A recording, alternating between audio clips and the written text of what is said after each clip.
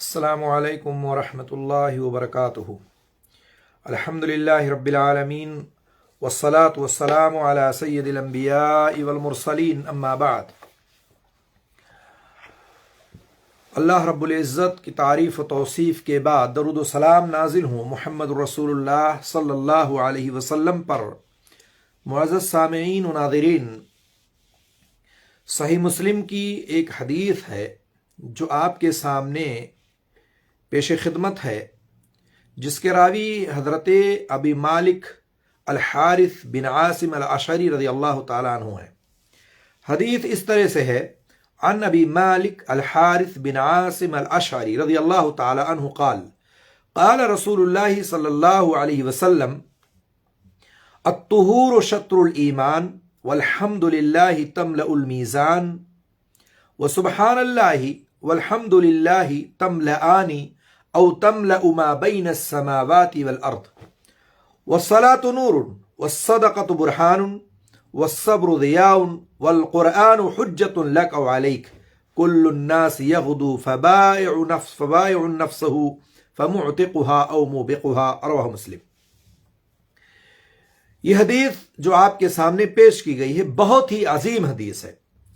آئیے سب سے پہلے اس حدیث کا ترجمہ دیکھ لیتے ہیں۔ حضرت ابو مالک اشعری رضی اللہ تعالیٰ عنہ کا بیان ہے کہ اللہ کے رسول صلی اللہ علیہ وسلم نے ارشاد فرمایا: طہارت نصف ایمان ہے، پاکی صفائی ستھرائی آدھا ایمان ہے، اور الحمدللہ میزان کو بھر دیتا ہے، اور سبحان اللہ اور الحمدللہ یہ دونوں آسمان و زمین کے درمیان کی وسعتوں کو بھر دیں گے۔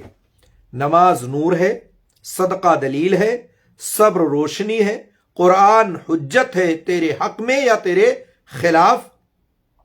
ہر شخص صبح کرتا ہے تو اپنے نفس کو بیچ کر یا آزاد کر لیتا ہے یا ہلاک کر لیتا ہے۔ ایک عظیم حدیث میں نے آپ کے سامنے پڑھی ہے۔ اس عظیم حدیث کو اگر آپ دیکھیں گے تو اسلام کی ایک بنیاد ہے اور دین کے بہت سے اہم قواعد پر مشتمل ہے۔ زیادہ نیکیاں کمانے کی حرص ہونی چاہیے، کیونکہ قیامت کے دن نجات کا ذریعہ ہوگی۔ جتنی زیادہ آپ کے پاس نیکیاں ہوگی اتنی ہی زیادہ جو ہے آپ کو نجات زیادہ سے زیادہ آپ کی ممکن ہوگی کہ آپ کو نجات ملے۔ اللہ کی رحمت اور اس کے فضل کے بعد اس شخص کے لیے جس کا میزان بھاری ہوگا نیکیوں سے، تو اس کے لیے نجات کا ذریعہ بن جائیں گی۔ اگر آپ دیکھیں تو اس امت پر اللہ رب العالمین کی رحمت کتنا وسیع ہے کہ آسان سے آسان عمل کر کے اور بڑے سے بڑا اجر وہ حاصل کر لیتا ہے۔ اللہ رب العالمین کی جتنا بھی اللہ تعالیٰ کا شکر ادا کیا جائے اور اللہ کا احسان مانا جائے کم ہے۔ یہ اللہ کی رحمت کی بہت بڑی دلیل ہے کہ اس امت محمدیہ پر اللہ رب العالمین نے چھوٹے سے کام کے لیے بہت بڑا اجر رکھا ہے۔ اس کے ساتھ ساتھ طہارت اور نصف ایمان کی بات کہی گئی ہے۔ اسے طہارت کو، پاکی صفائی ستھرائی کو نصف ایمان قرار دیا گیا ہے۔ شرک و بدعت، گناہ اور معصیت سے نفس کی پاکی، غلاظت اور گندگی کو بذریعے غسل وضو سے دور کرنا، اس ناپاکی کو دور کرنا، دل کی پاکی صفائی ستھرائی اور جسمانی طور پر پاکی صفائی ستھرائی، دونوں قسم کی طہارت اس حدیث میں یا اس حدیث کے مفہوم میں شامل ہے۔ آپ کو معلوم ہونا چاہیے کہ طہارت صرف یہ نہیں کہ آپ جائیں نہا لیں دھو لیں، اچھے سے اچھا لباس پہن لیں، اچھے سے اچھا کپڑا پہن لیں اور آپ سوچیں کہ بس ہم تو پاک و صاف ہو گئے۔ طہارت کا مطلب یہ ہے کہ آپ کا نفس، آپ کی روح، آپ کے اندر کا ایمان ہر قسم کے کفر سے، شرک سے، بدعات و خرافات سے، رسم و رواج سے، ہر چیز سے جو ہے پاک و صاف اور ستھرا ہو۔ اور اسی طرح سے غلاظت اور گندگی بھی جو ہے چاہے وہ جسمانی لحاظ سے ہو، یعنی اسی طرح سے وضو کے ذریعے سے، غسل کے ذریعے سے، ہر طریقے سے آپ یعنی اندرونی داخلی اور خارجی دونوں طریقے سے جو ہے آپ جو ہے پاک اور صاف ستھرے رہیں۔ اللہ رب العالمین کا ارشاد ہے وَثِيَابَكَ فَطَهِّرْ، عام صاف ستھرائی کا خیال رکھنا یہ اسلام کی خوبیوں میں سے ہے۔ جس طرح سے ظاہری طور پر آپ پاک و صاف ستھرا رہیں، اسی طرح سے باطنی طور پر بھی آپ جو ہے پاک صاف ستھرا رہیں، جیسے کفر سے، شرک سے، بدعات سے اور خرافات وغیرہ سے۔ یہ ضروری ہے کہ تب آپ نصف ایمان آدھ ایمان، اس حدیث میں جو بات کہی گئی ہے۔ اس حدیث میں اذکار کا ذکر کیا گیا ہے کہ آپ کثرت سے ذکر کرو اللہ رب العالمین کا، اور اس حدیث میں جو اذکار کا ذکر کیا گیا ہے اس اذکار میں سب سے پہلی بات جو کہے گی والحمدللہ تملأ المیزان، الحمدللہ جو ہے یہ میزان کو بھر دیتا ہے۔ دیکھیں آپ اذکار کی فضیلت اور اس کے ثواب کی عظمت، اجر آسانی کے ساتھ کم وقت میں حاصل کرنا، یعنی مختصر سے جملہ ہے الحمدللہ۔ میں سمجھتا ہوں کہ کوئی بھی شخص چاہے وہ پڑھا لکھا ہو چاہے ان پڑھ ہو، یا زیادہ پڑھا ہو یا کم پڑھا ہو، بڑی آسانی کے ساتھ الحمدللہ کہہ سکتا ہے وہ۔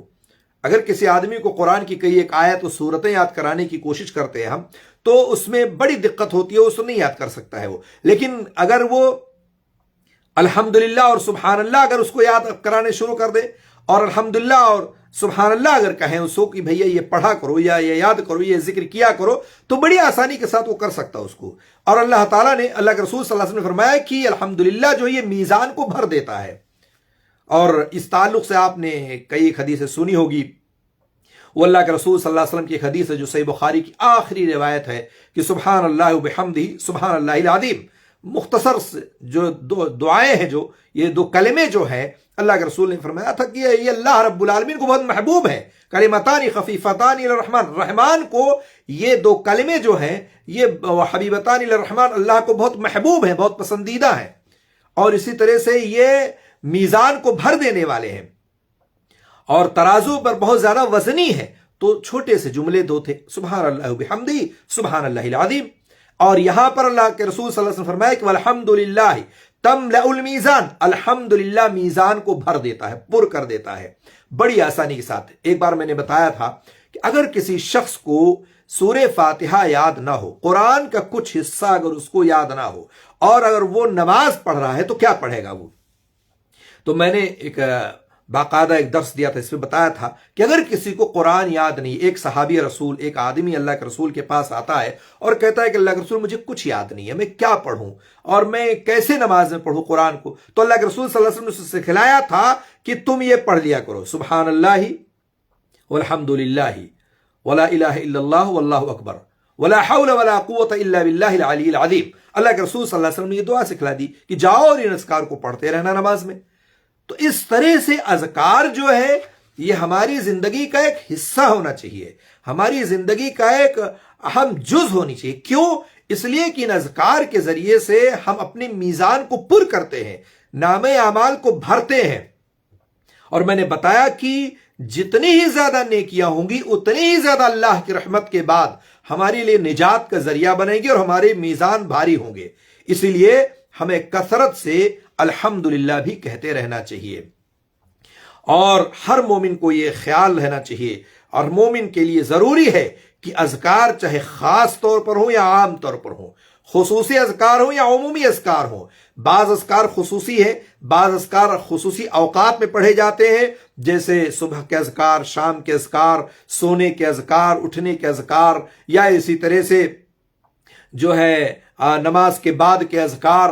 بعض اذکار جو خصوصی اوقات میں پڑھے جاتے ہیں اس کو بھی پڑھیں، اور عمومی طور پر چلتے پھرتے، اٹھتے بیٹھتے، کام کاج کرتے، ڈیوٹی پر رہتے، سبحان اللہ، الحمدللہ، لا الہ الا اللہ واللہ اکبر، لا حول ولا قوت الا باللہ، اس طرح سے اپنی تمام حالتوں میں ہم کثرت سے اس کو پڑھتے رہیں اور کرتے رہیں۔ یہ ہمارے لیے بہت ہی اہم ہے، اور ہماری زندگی میں جب یہ چیز نافذ ہو جاتی ہے تو شیطان کا حملہ ہم پر نہیں ہو پاتا ہے۔ یہ اذکار ہمیں گھیرے میں لیے ہوئے رہتے ہیں، اور شیطان کی ڈال ہمارے اوپر نہیں گلتی ہے، ہمارے اوپر اس کی چال نہیں چلتی ہے، کامیاب نہیں ہو پاتا ہے، کیونکہ اذکار جب ہمیشہ ہم پڑھتے رہیں گے، اللہ کو یاد کرتے رہیں گے، تو شیطان ہم سے دور رہے گا۔ اس لیے ایک مومن کو، ایک مسلمان کو یہ چاہیے کہ کثرت سے ان اذکار کو پڑھتے رہے۔ الحمدللہ اور سبحان اللہ کے ذریعے سے اللہ کا ذکر کرنے میں بہت بڑا اجر و ثواب ہے۔ الحمدللہ میں اللہ کے لیے تمام اوصاف کمال کا اثبات اور ہر ظاہری اور باطنی نعمت پر شکر گزاری پائی جاتی ہے۔ جیسے الحمدللہ آپ کہتے ہیں، آپ کھانا کھاتے ہیں تو الحمدللہ کہتے ہیں، پانی پیتے ہیں تو الحمدللہ کہتے ہیں، سو کر کے اٹھتے ہیں تب بھی آپ الحمدللہ کہتے ہیں، ٹھیک ہے۔ جہاں آپ دیکھیں کہ اکثر و بیشتر جگہوں میں آپ الحمدللہ کہتے ہیں تو گویا کہ اللہ کی تمام اوصاف کمال کا اثبات ہو رہا ہے اور ہر ظاہری اور باطنی نعمتوں پر شکر گزاری آپ کر رہے ہیں۔ اور سبحان اللہ جو ہے، یہ سبحان اللہ ہر نقص و عیب سے پاک، مخلوق کی مشابہت سے تنزیہ و تقدیس کا اعتراف ہے کہ اللہ ہمارا رب، ہمارا اللہ جو ہے، یہ اللہ رب العالمین کی ذات جو ہے وہ ہر قسم کی عیب سے پاک ہے، ہر قسم کی نقص سے پاک ہے۔ ہم صرف اسی کی تحمید کرتے ہیں، اسی کی تصدیق کرتے ہیں، ہم صرف اسی کی تسبیح بیان کرتے ہیں۔ اس لیے الحمدللہ کا ایک الگ مقام ہے، سبحان اللہ کا ایک الگ مقام ہے۔ اللہ کے رسول صلی اللہ علیہ وسلم کی حدیث ہے، اللہ کے رسول نے فرمایا کہ اگر کوئی بندہ من قال فی یومہ سبحان اللہ وبحمدہ 100 مرہ، اگر کوئی بندہ سبحان اللہ وبحمدہ ایک دن میں 100 مرتبہ پڑھتا ہے، ایک تو ہے سبحان اللہ صرف پڑھنا، اور ایک ہے تو سبحان اللہ وبحمدہ و سبحان اللہ العظیم پڑھنا، اور ایک ہے الحمدللہ پڑھنا، اور ایک ہے سبحان اللہ وبحمدہ، صرف اتنا سبحان اللہ وبحمدہ اگر کوئی شخص ایک دن میں 100 مرتبہ پڑھتا ہے، اللہ کے رسول صلی اللہ علیہ وسلم فرماتے ہیں کہ اس کے سارے گناہ معاف کر دیے جاتے ہیں، اگرچہ سمندر کی جھاگ کے برابر ہی کیوں نہ ہوں۔ صحیح بخاری اور صحیح مسلم کی روایت ہے۔ تو گویا کہ اذکار مختلف ہیں اور اس کے ثواب بھی مختلف ہیں، تو ہمیں چاہیے کہ ہم ان اذکار کو اپنی زندگی میں لاگو کریں۔ قیامت کے دن ترازو، میزان اور اعمال کے وزن کرنے کا بھی ثبوت اس حدیث سے ملتا ہے۔ کیسے؟ اللہ کے رسول صلی اللہ علیہ وسلم نے کیا فرمایا؟ کہا کہ والحمدللہ تملأ المیزان، الحمدللہ یہ میزان کو بھر دیتا ہے۔ گویا کہ میزان ہوگا تبھی تو آپ کے وزن، اعمال وزن کیے جائیں گے۔ گویا کہ وزن کرنے کے لیے ترازو موجود ہے، اور یہ ترازو ہے تبھی تو ہمارے نام اعمال وہاں وزن کیے جائیں گے۔ تو گویا کہ اس سے پتہ چلتا ہے کہ قیامت کے دن ترازو لگیں گے اور ترازو لگایا جائے گا اور اعمال وزن کیے جائیں گے۔ یہ ایک ثبوت اور دلیل ہے اعمال کے وزن کرنے کا، جیسا کہ اس حدیث میں موجود ہے۔ قیامت کے دن حساب اور میزان کے وقت اللہ رب العالمین کا عدل ہوگا، انصاف ہوگا۔ جو کچھ بندے نے اپنی زندگی میں کی ہوگی سب کچھ اس کے سامنے ہوگا۔ ایسا نہیں ہے کہ انسان وہاں رشوت دے کر کے چھوٹ جائے، ایسا بھی نہیں کہ انسان وہاں جو ہے کچھ دے کر کے اور اپنی نیکیوں میں اضافہ کرا لے، اپنے گناہ کم کروا لے، نہیں۔ اللہ رب العالمین کا عدل ہوگا، انصاف ہوگا۔ جو کچھ آپ کے نام اعمال میں ہوگا ویسے ہی وزن کیا جائے گا اور اسی کے مطابق جزا و سزا ہوگی، اسی کے مطابق آپ کو بدلہ ملے گا۔ اسی لیے جو ہے اللہ رب العالمین عدل کے ساتھ کام لے گا، اور اللہ تعالیٰ کہیں بھی کسی بندے پر ظلم نہیں کرتا ہے، چاہے وہ دنیاوی زندگی ہو چاہے وہ اخروی زندگی ہو، اللہ رب العالمین عدل کے ساتھ کام لیتا ہے۔ اور اسی لیے ہمیں چاہیے کہ ہم ان اذکار کو پڑھتے رہیں، الحمدللہ، سبحان اللہ والحمدللہ، اور سبحان اللہ وبحمدہ، اور سبحان اللہ وبحمدہ و سبحان اللہ العظیم۔ اس کے علاوہ مختلف اذکار بہت چھوٹے چھوٹے موجود ہیں، آپ اس کو پڑھیں، اپنی زندگی کا حصہ بنائیں، اور اپنے میزان پر تولے جانے والے نام اعمال کو وزنی کریں، تاکہ کل قیامت کے دن ہماری نیکیاں زیادہ سے زیادہ ہوں، کم نہ ہوں۔ اس کے بعد اس حدیث میں بیان کیا گیا ہے کہ والحمدللہ تملأ ما بین السماوات والارض، آسمان اور زمین کے درمیان، گویا کہ جتنی آسمان اور زمین کی دوری ہے ان تمام کی وسعتوں کو یہ آپ کی جو ہے سبحان اللہ اور الحمدللہ پر کر دیتا ہے۔ आपको मालूम है कि आसमान और जमीन की दूरी कितनी है? अल्लाह के रसूल सल्लल्लाहु अलैहि वसल्लम की एक हदीस है कि आसमान से और जमीन की दूरी जो है ये 500 बरस की मुसाफत है। एक मुसाफिर अगर तेज रफ्तार सवारी के साथ सफर करे तो 500 बरस तक वो चलता रहेगा, तब भी जो है ये 500 बरस। इसी तरह से दीगर तमाम आसमान की चौड़ाई और उसकी मोटाई, इसी तरह से फिर एक आसमान से दूसरे आसमान, दूसरे से तीसरे आसमान, इस तरह से एक आसमान से दूसरे आसमान की दूरी है। और इन तमाम को ये अल्हम्दुलिल्लाह और सुभान अल्लाह जो है भर देता है। इसलिए कसरत से इसको हमें पढ़ना चाहिए। इसलिए इसमें आगे बयान किया गया है कि वस्सलातु नूर, नमाज नूर है, नमाज नूर है, नमाज नूर है। नूर कह करके नमाज की अहमियत को मजीद उजागर कर दिया गया है। नमाज के जरिए से एक तो दिल में नूर पैदा होता है, चेहरे पर नूर पैदा होता है, कब्र और हश्र के मैदान में भी नूर होगा, पुल सिरात के रास्ते पर जब आप गुजरेंगे तो वहां भी नूर होगा। नबी करीम सल्लल्लाहु अलैहि वसल्लम की एक हदीस है, अल्लाह के रसूल सल्लल्लाहु अलैहि वसल्लम ने फरमाया है, जिसने नमाज की पाबंदी की उसके लिए बरोज़े क़यामत नूर और दलील और निजात होगी, और जिसने उसकी पाबंदी नहीं की यानी नमाज को नहीं पढ़ा उसके लिए न नूर होगी, न दलील और न निजात। यह मुस्नद अहमद की रवायत है। तो मालूम हुआ कि नमाज नूर है हमारी जिंदगी के हर लम्हे में, और मरने के बाद भी हर वक्त हमें यह नूर काम आएगी, दुनिया में भी और आखिरत में भी। इसलिए नमाज को पाबंदी के साथ पढ़ें, क्योंकि ये नमाज हमारी जिंदगी के लिए दलील है, क़यामत के दिन के लिए नूर है और हमारे लिए निजात का जरिया है।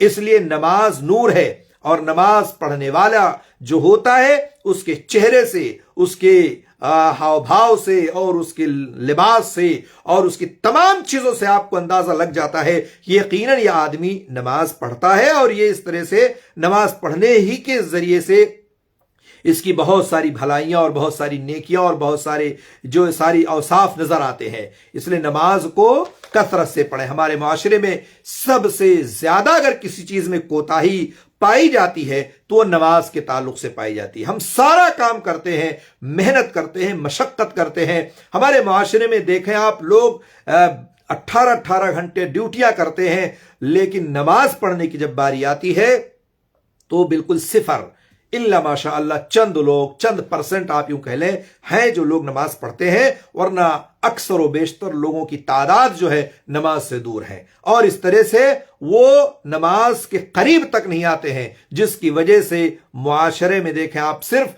जुमा पढ़ने वाले ज्यादा मिलेंगे, ईदैन पढ़ने वाले मिलेंगे, कोई मर गया तो जनाजे में शरीक हो गए। इस तरह से कितनी बड़ी तादाद नौजवानों की है और कितनी बड़ी तादाद हमारे बुजुर्गों की और बच्चों की है जो नमाज से गाफिल है और दूर है। इसलिए मालूम हुआ कि अगर आप नमाज नहीं पढ़ेंगे तो ये नमाज जो है ये दुनिया में भी आपके लिए खसारा देगा और आखिरत में भी आपके लिए घाटे का सौदा होगा। और आपको मालूम होना चाहिए, सबसे पहला सवाल अल्लाह ताला जो करेगा वो नमाज के ताल्लुक से करेगा, हुकूकुल्लाह में, कि अगर तुम कि नमाज पढ़ते थे या नहीं पढ़ते थे। तो सबसे पहला सवाल नमाज का क़यामत के दिन में होगा। इसलिए नमाज को पढ़िए, और अल्लाह ताला ने इस हदीस में नमाज को नूर कहा है।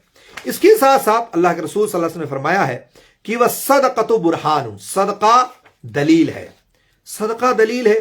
ये रज़ा, ये रग़बत, ये सदका व खैरात करना, ये बुरहान है, ये बुरहान है।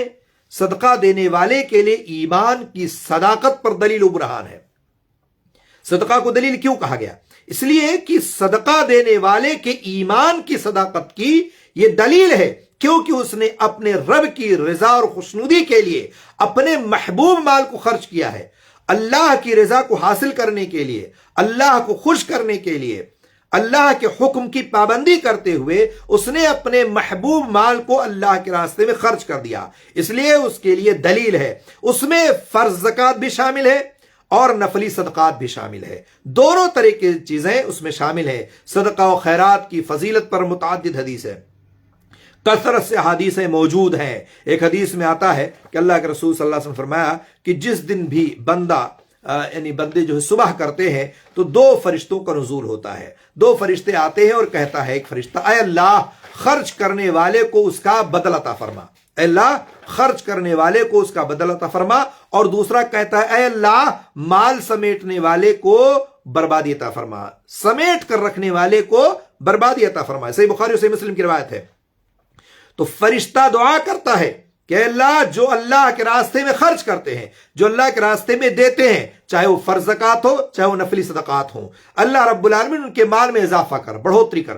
ظاہری طور پر تو ہمیں لگتا ہے کہ ہمارے مال میں سے کچھ کمی ہو گئی، ہم نے مثال کے طور پر ہمارے پاس 100 روپے تھے، 100 ریال تھے، ہم نے 10 ریال، 10 روپے، 20 روپے کسی کو دے دیا ہے، ظاہری طور پر لگتا ہے کہ ہمارا مال کم ہو گیا، 100 سے 90 ہو گیا، 100 سے 80 ہو گیا، لیکن اللہ رب العالمین کے ہاں وہ کم نہیں ہوا ہے۔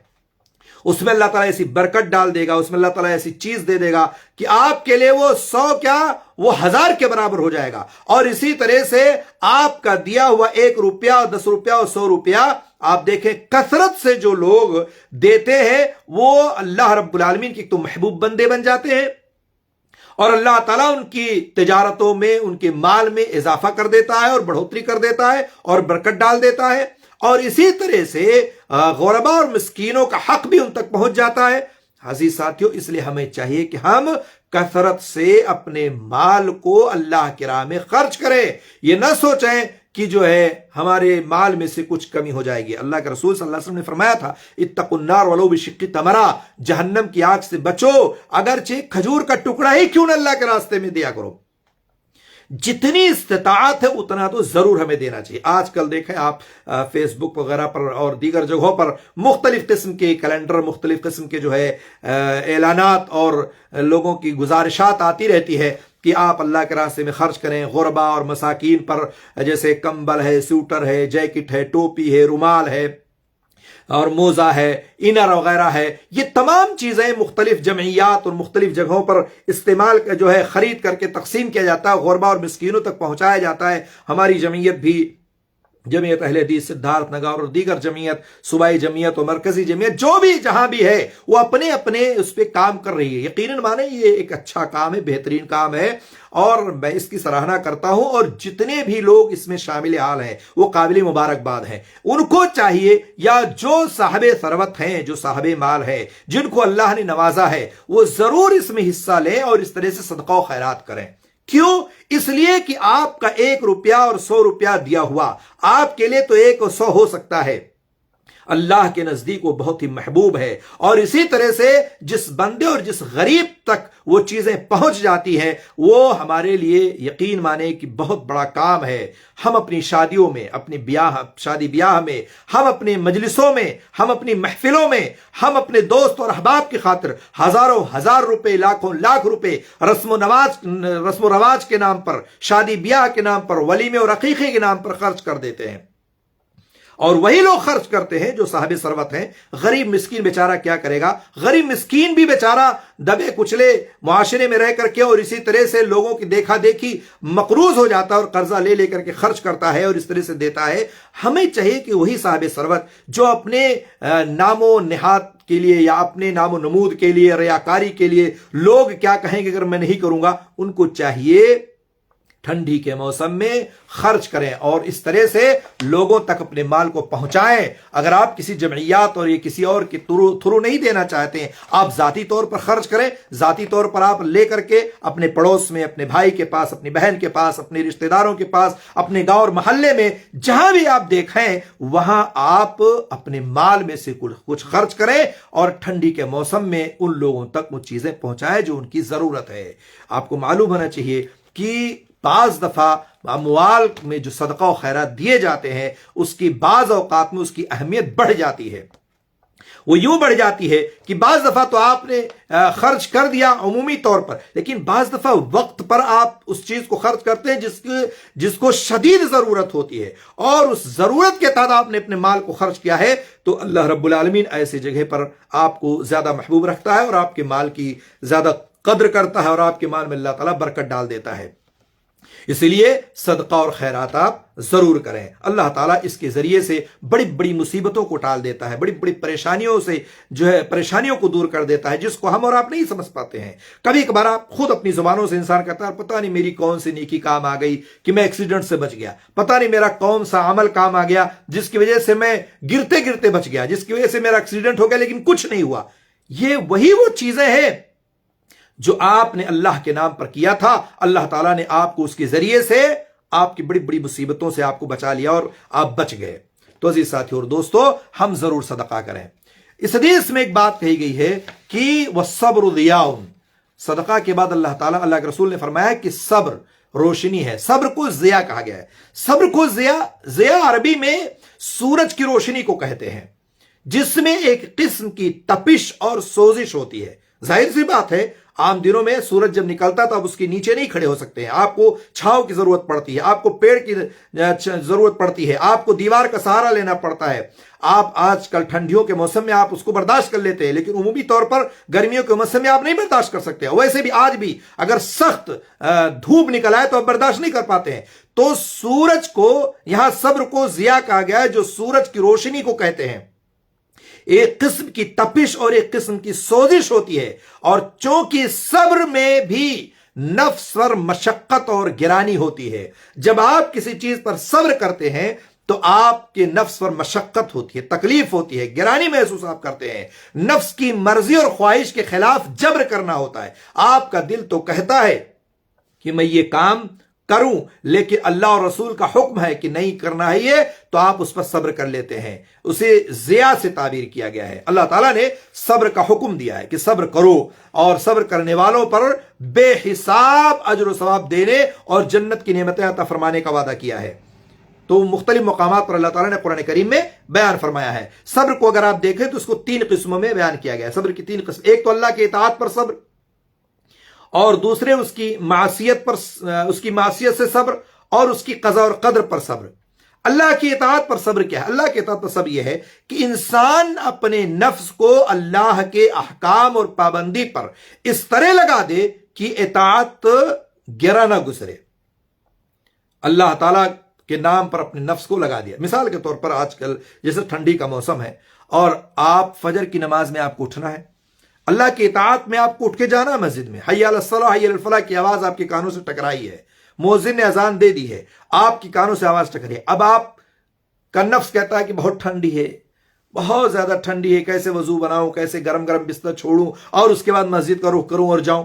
اس طرح سے اپنے نفس کو آپ کا نفس یہ کہتا ہے. لیکن اللہ کی اطاعت و فرمانبرداری کیا حکم دیتی ہے؟ نہیں، اذان کا وقت ہو گیا، اذان ہو چکی ہے، اور اس کے بعد آپ کو مسجد میں جانا، نماز فجر پڑھنی ہے. انسان اللہ کی اطاعت و فرمانبرداری میں اپنے نفس کو جو ہے تار تار کر دیتا ہے اور اللہ کی اطاعت کے لیے دوڑ پڑتا ہے اور اٹھتا ہے، وضو بناتا ہے، ٹھنڈی کو ادھر ادھر کر کے اور مسجد کی طرف رخ کر لیتا ہے. اس طرح سے اللہ کی اطاعت پر اپنے آپ کو لگا دیتا ہے. اللہ کی معصیت سے صبر یہ ہے کہ اللہ کی رضا کی خاطر اپنے آپ کو گناہوں اور نافرمانیوں سے باز رکھے. اللہ کی رضا کی خاطر اپنے آپ کو گناہوں سے باز رکھے. جیسے مثال کے طور پر ایک آدمی سگریٹ پیتا ہے، بیڑی پیتا ہے، تمباکو کھاتا ہے، نسوار کھاتا ہے. یہ اللہ کی معصیت و نافرمانی کا کام ہے.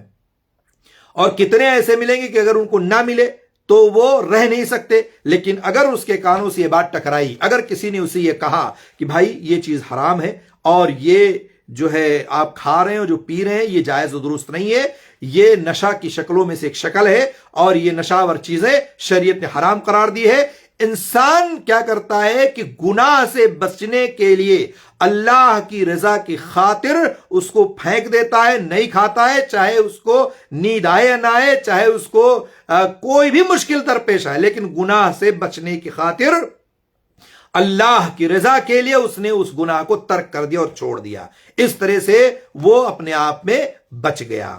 اور قضاء اور قدر پر صبر یہ ہے کہ جان و مال، اہل و عیال کیسی بھی مصیبت میں پڑے، اس کے دل میں کسی بھی طرح کی پر اللہ کی تقدیر پر غصہ اور شکایت نہیں آتی ہے، اور نہ ہی ہاتھ سے اور نہ ہی زبان سے کوئی ایسی حرکت کرے جس سے تقدیر پر ناراضگی کا پتہ چلتا ہے. بعض لوگوں کو آپ نے دیکھا ہوگا، بڑے بڑے کام ہوتے ہیں اور اس طرح سے وہ ناراض ہو جاتے ہیں، میری ہی زندگی میں مشکلات ہی ہیں، میرا ہی بیٹا دیکھو جب پریشان رہتا ہے، میں اتنا سب کچھ کرتا ہوں، میں نماز پڑھوں، روزہ رکھوں، زکوٰۃ دوں، حج کروں، عمرہ کروں، اس کے بعد بھی مسائل سے دو چار رہتا ہوں، مشکلات سے گھرا رہتا ہوں، پتہ نہیں میری تقدیر میں کیا ہے، پتہ نہیں اللہ نے کیا لکھ رکھا ہے، اس طرح سے وہ شکوہ کرتا ہے، شکایت کرتا ہے۔ نہیں، اللہ کی اس تقدیر سے راضی ہونا چاہیے۔ اللہ نے جو آپ کے مقدر میں لکھ دیا ہے اس پر آپ راضی رہیں، اور یہ اس بات پر یقین بھی ہونا چاہیے کہ جو بھی مصیبت، جو بھی پریشانی، جو بھی مسائل آپ کے ساتھ ہیں، آپ پر جو آ رہی ہے وہ آپ کی تقدیر کی وجہ سے آ رہی ہے، اللہ نے اتنا لکھ رکھا ہے، وہ ٹل نہیں سکتی ہے، اور اس لیے آپ بلا وجہ شکوہ و شکایت نہ کریں۔ جو مصیبت ٹل گئی ہے وہ پڑ نہیں سکتی، جو آ گئی ہے وہ جا نہیں سکتی ہے۔ اللہ سے ہمیشہ اجر و ثواب کی امید رکھیں، اور اللہ رب العالمین نے جو مقدر میں لکھ دیا ہے اس پر راضی رہیں۔ اللہ سے دعا کریں، اللہ تعالیٰ آپ کے حق میں سہولت پیدا کر دے گا، آسانی پیدا فرما دے گا۔ آپ دیکھیں بڑے بڑے انبیاء کرام کو دیکھ لیں کس مسائل سے دوچار ہوئے، اور اسی صحابہ کرام کو دیکھ لیں، ہمارے معاشرے میں بہت سارے لوگ ایسے ملیں گے، لیکن شکوہ کرنا اللہ سے تقدیر کے تعلق سے یہ درست نہیں ہے، اس سے اپنے آپ کو بچائیں۔ اللہ کے رسول صلی اللہ علیہ وسلم نے فرمایا ہے کہ مومن کا معاملہ بڑا عجیب ہے، اس کی ہر حالت میں ہر حالت میں خیر ہے، اور ہر بھلائی جو ہے، اور یہ بھلائی صرف مومن ہی کو حاصل ہے۔ اگر اسے نعمت ملتی ہے تو شکریہ ادا کرتا ہے، اور اگر اس کے حق میں بہتر ہے، اور اس کے حق میں کسی بھی طرح کی کوئی مصیبت و پریشانی آ جاتی ہے تو صبر کرتا ہے، اور یہ اس کے حق میں بہتر ہے۔ تو مومن کا معاملہ بڑا عجیب ہے، ملا تو شکریہ ادا کیا، نہیں ملا تو شکایت نہیں کرتا ہے، تکلیف پہنچی ہے تو صبر کرتا ہے، شکوہ شکایت نہیں کرتا۔ یہ مومن کا معاملہ ہے، بڑا عجیب ہے۔ اس لیے ہمیں چاہیے کہ ہم شکوہ شکایت نہ کریں، اور جو اس طرح حدیث میں بتایا گیا ہے کہ وہ صبر ضیاء، صبر یہ روشنی ہے، تو صبر کریں، اور اس کا بہترین بدلہ اللہ رب العالمین آپ کو عطا فرمائے گا۔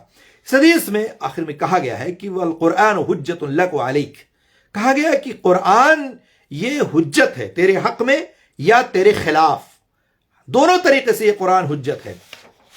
قرآن کریم جو ہے اپنے آپ پر، یعنی قرآن کریم اپنے عامل پر، اپنے عمل کرنے والے پر، اپنے متبع کے لیے حجت ہے، دلیل ہے۔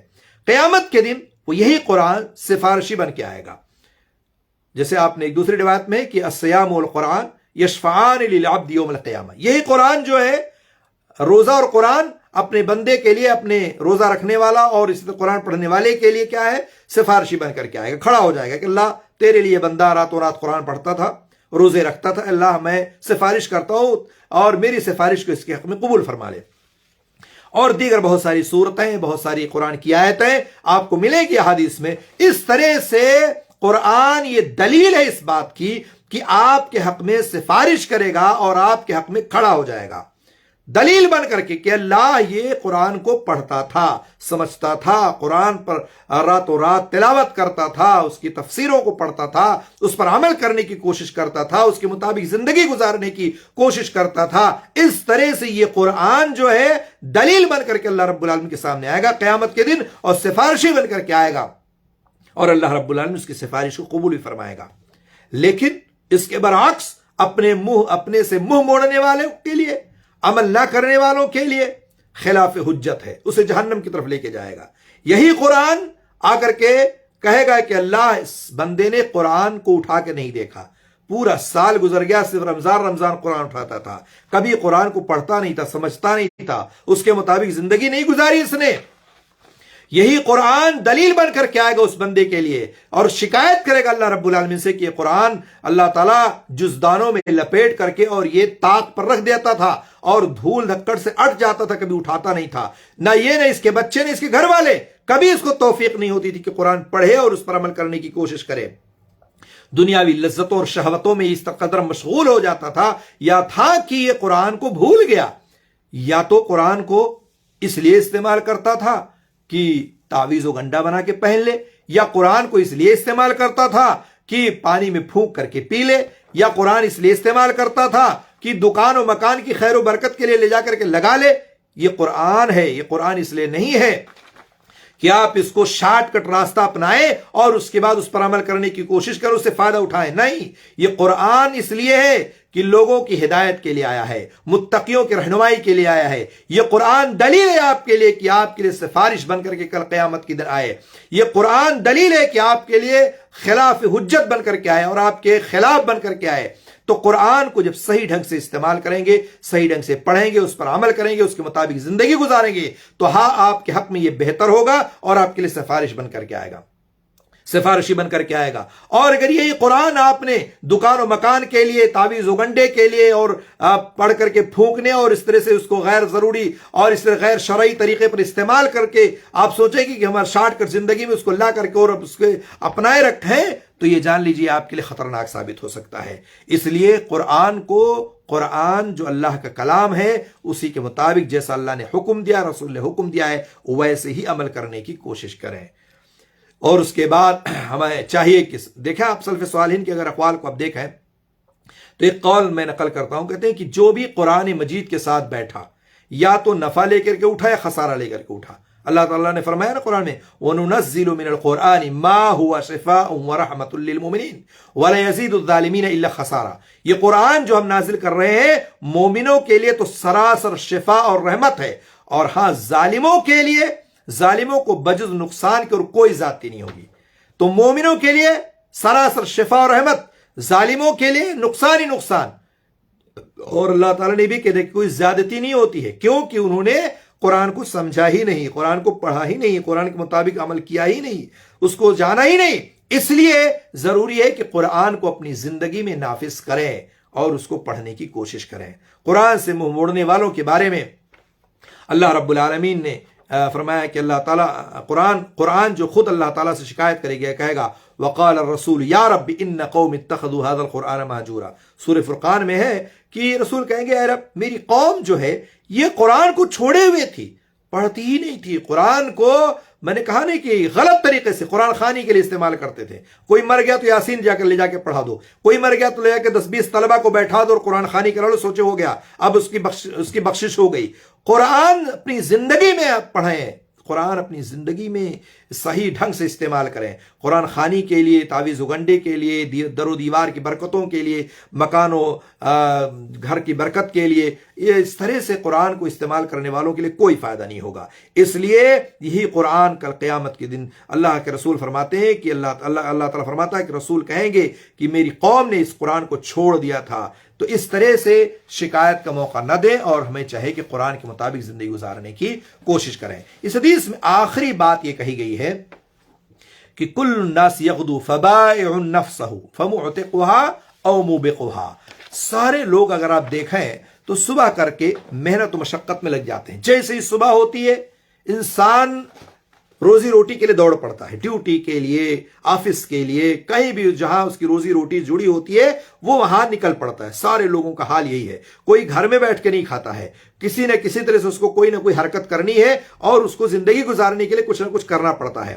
تو سارے لوگ صبح کر کے محنت و مشقت میں لگ جاتے ہیں صبح جیسے ہوتی ہے، لیکن کسی کی مشقت اسے ہلاکت کی طرف لے جاتی ہے اور کسی کی مشقت و تکلیف اسے نجات کی طرف لے جاتی ہے۔ کیسے؟ جو شخص اللہ کے حکم کے مطابق قد و کاوش کرتا ہے، اللہ کے حکم کے مطابق محنت کرتا ہے، وہ اپنے آپ کو اللہ کے عذاب سے بچا لیتا ہے۔